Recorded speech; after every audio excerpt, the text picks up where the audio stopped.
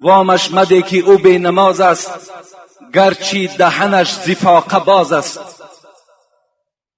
او قرض خدا نمی گذارد، از قرض تو نیز غم ندارد. حضرت میگوید اگر از گشنگی هلاک شود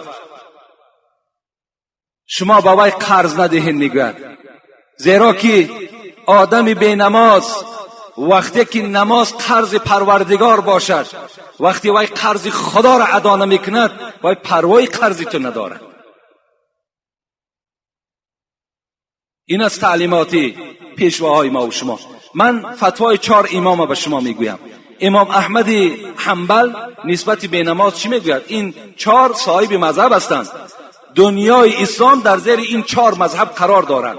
یکی امام احمد حنبل است، یکی امام شافعی است، یکی امام مالک است، یکی ابو حنیفه ما و شماست.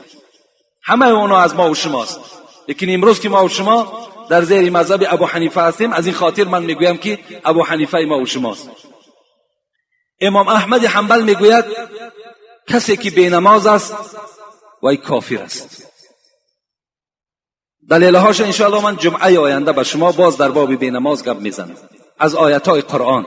با چه آیت امام احمد حنبل این صاحب مذهب است، میلیون ها نفر در زیر مذهبش عالم ها و مولوی ها دارد، وی بی دلیل کافر نمیگوید، میگوید کافر است. امام مالک میگوید بی نماز کافر است. امام شافعی میگوید به زمیانی که بی نماز کافر است قتلش واجب است. این امام شافعی گفتند. این کتاب است، این نه کتاب حاجی میرزاست، نه کتاب یگان مولوی یگان داملای دیگه است. این کتاب خدا و پیغمبری خداست. این قول مجتهدان ما و شماست. امام ابو حنیفه چی گفتند؟ گفتند کسی بی نماز باشد وی زندانی کنید، زندان برین، در زندان 3 روز وی را محکم کنید و پیشنهاد کنید نماز قبول میکنی یا نه.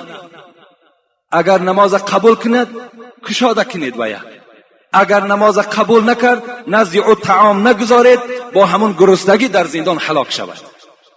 این قول امام ابو حنیفه است. هیچ قولش برای بی نماز خوب نیست، هیچ قولش، همش ضرر آدم بی نماز است.